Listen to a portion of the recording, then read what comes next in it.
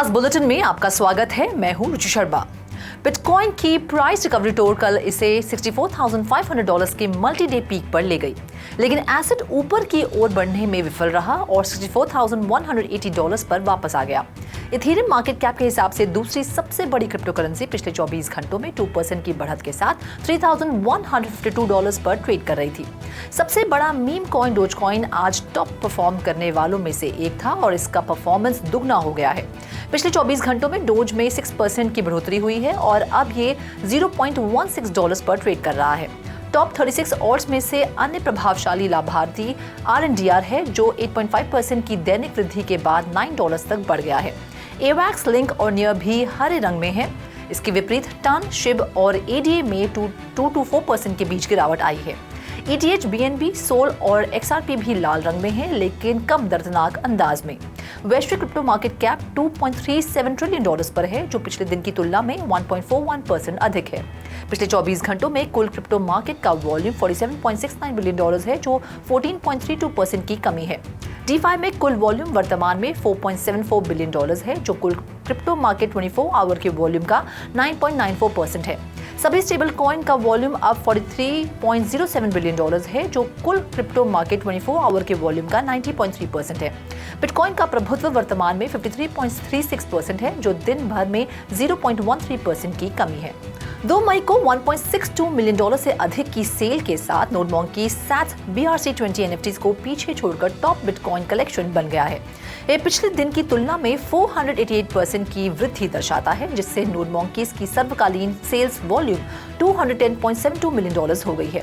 क्रिप्टोपंक्स दूसरा सबसे अधिक प्रदर्शन करने वाला कलेक्शन में $1.33 मिलियन का डेली सेल्स वॉल्यूम देखा गया, जो पिछले दिन में 488% अधिक है। क्रिप्टोपंक्स का अब तक का सेल्स वॉल्यूम $2.82 बिलियन है, जिससे ये NFT का तीसरा सबसे अधिक बिकने वाला सेट बन गया है। क्रिप्टोपंक्स 7846 ईथर में $557,804 में बिकने वाला सबसे अधिक मूल्य वाला NFT था। बोर्ड एप यॉट क्लब एक फेलो इथेरियम कलेक्शन $1.06 बिलियन की कमाई के साथ डेली सेल्स में तीसरे स्थान पर रहा। युगा लैब्स का प्रमुख कलेक्शन दूसरे सबसे अधिक बिकने वाला NFT है, जिसकी कीमत $3.14 बिलियन है। अन्य उल्लेखनीय NFT मार्केट मूवमेंट में D market, WZRD, BRC20 NFT, Azuki और DGODS शामिल हैं।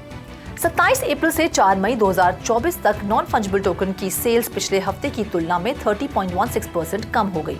बिटकॉइन आधारित NFT सेल्स कुल $56.81 मिलियन थी। NFT खरीदारों में 37.17% की वृद्धि हुई, जबकि विक्रेताओं में 31.1% की वृद्धि हुई। 22 ब्लॉकचेन नेटवर्क्स में BTC केंद्रित NFT ट्रांजैक्शन $56.81 मिलियन की कमाई के साथ आगे रही, जबकि इथेरियम NFT ट्रांजैक्शन $49 मिलियन तक पहुंच गए। अन्य ब्लॉकचेन नेटवर्क्स में सोलाना NFT ट्रांजैक्शन में $25.61 मिलियन उत्पन्न हुए, जो पिछले हफ्ते से 23.85% कम है। पॉलीगॉन NFT की कुल कमाई $11.34 मिलियन रही, जो 27.38% की गिरावट है।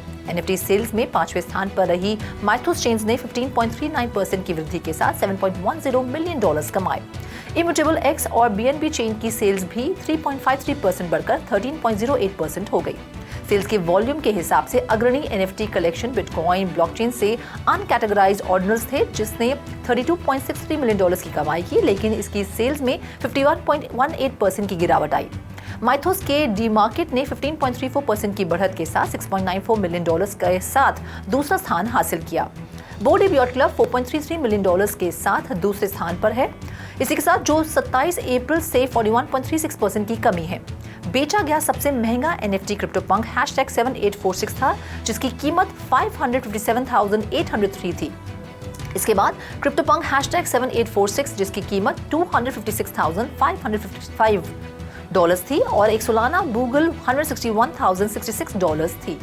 वोजैक फाइनेंस एक crypto currency platform Genex NFT collection launch कर रहा है, जिसमें 100,000 यूनिक पीसेस शामिल हैं।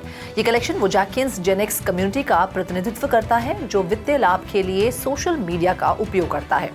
यूजर्स ट्वीट करके अपने पैशन को लाभ में बदलकर BWJ टोकन अर्न कर सकते हैं। जैसे जैसे कम्युनिटी बढ़ती है, अगर एक्टिव यूजर्स 100,000 तक पहुंचते हैं तो मासिक रूप से उत्पन्न ट्वीट्स का एक महत्वपूर्ण हिस्सा इस ग्रुप से जनरेट होगा, जो अभूतपूर्व प्रभाव और मार्केट पावर प्रदान करेगा।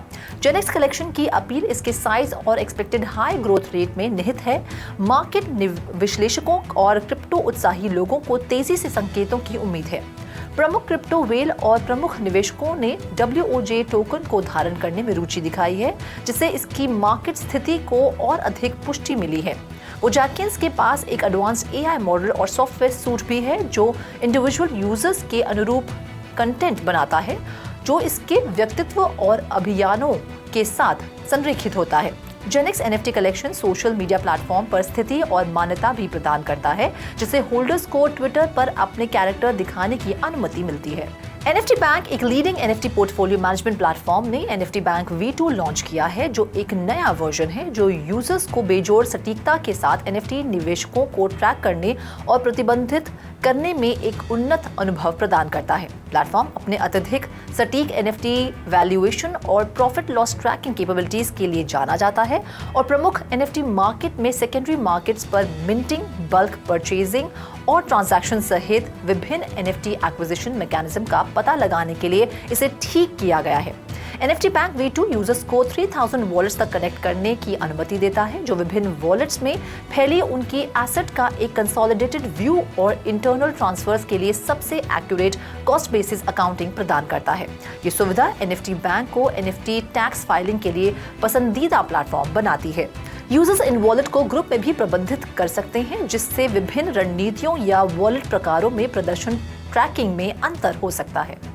वीयुग एक मेटावर्स प्लेटफॉर्म है जो virtual reality, augmented reality, extended reality, social media, online gaming, ecommerce और क्रिप्टो करेंसी के एलिमेंट्स को जोड़ता है। इसका उद्देश्य अवतार, आभासी education centres, mall, theatre, gaming arenas, शहर और आइलैंड प्रॉपर्टीज, वर्चुअल इवेंट्स और क्रॉस प्लेटफॉर्म एक्सेसिबिलिटी जैसी सुविधाओं के साथ एक रियलिस्टिक और इंटरकनेक्टेड वर्चुअल वर्ल्ड बनाना है। वीयुग को पॉलीगॉन ब्लॉकचेन तकनीक पर बनाया गया है, जो तेज लेनदेन और सस्ती फीस के लिए इथेरियम ब्लॉकचेन के साथ काम करता है।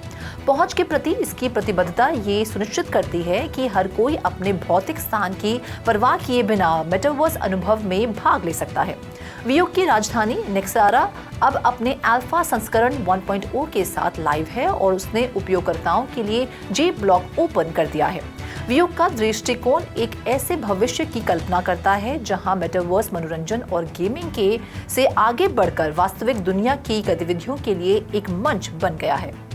मेटावर्स ई-कॉमर्स इंडस्ट्री, जो अभी भी अपने शुरुआती चरण में है, 6 वर्षों में 580% की वृद्धि दर के साथ 2030 तक $200 बिलियन तक पहुंचने की उम्मीद है। Amazon ने अपने रूम डेकोरेटर मार्केटप्लेस में प्रारंभिक मेटावर्स तकनीक को एकीकृत किया है, जिससे उपभोक्ताओं को खरीदारी करने से पहले उत्पादों और ब्रांड्स का प्रीव्यू करने की अनुमति मिलती है।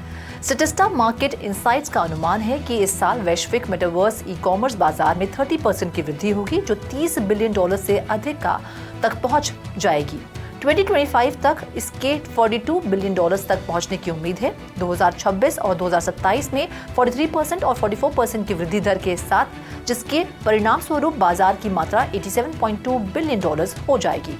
भारतीय चुनाव आयोग ने गुजरात में पहली बार मतदाताओं के लिए एक वर्चुअल रियलिटी आधारित चुनाव मेटावर्स पेश किया है। GTPL मीडिया ग्रुप और वर्चुअल हाइट्स द्वारा विकसित इस सुविधा का लक्ष्य आगामी लोकसभा चुनावों में 13 लाख से अधिक पहली बार मतदान करने वाले मतदाताओं के लिए मतदान के अनुभव में क्रांतिकारी बदलाव लाना है। हालांकि मेटावर्स को चुनौतियों का सामना करना पड़ता है, विशेष रूप से उच्च शिक्षा या व्यावसायिक उद्देश्यों के लिए विभिन्न शहरों में रहने वाले युवा व्यक्तियों के लिए। गुजरात में शैक्षणिक संस्थानों और नौकरी के अवसरों का केंद्र अहमदाबाद में करियर या उच्च अध्ययन करने वाले युवाओं की एक बड़ी आबादी है। अपने गृहनगर तक 6 से 7 घंटे की यात्रा करने की तार्किक चुनौती कई लोगों को वोट देने के अधिकार का प्रयोग करने से रोक सकती है। मतदाताओं की भागीदारी बढ़ाने के लिए वैकल्पिक मतदान विधियों जैसे गूगल फॉर्म्स या दूरस्थ मतदान सुविधाओं के प्रस्तावों का सुझाव दिया गया है।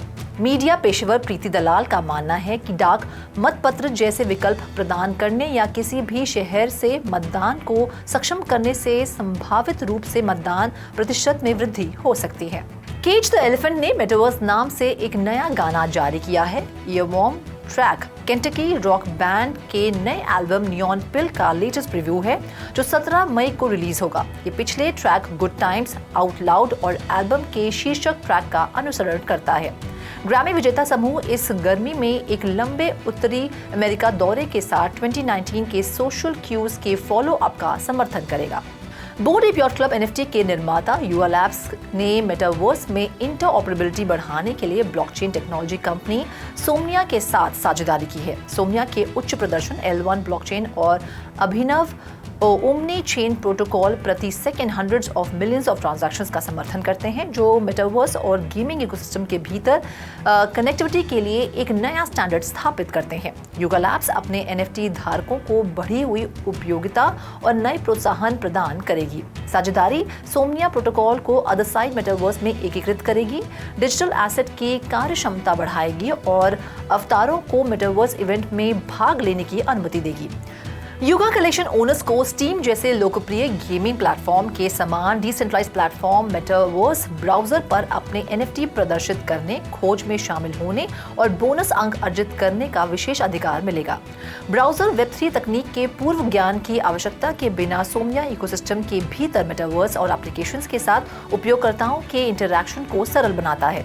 सोमनिया के संस्थापक पॉल थॉमस ने कहा कि सहयोग का उद्देश्य NFT इकोसिस्टम को बढ़ाना है, जो धारकों को गहन इंटरैक्टिव अनुभवों का प्रवेश द्वार प्रदान करता है।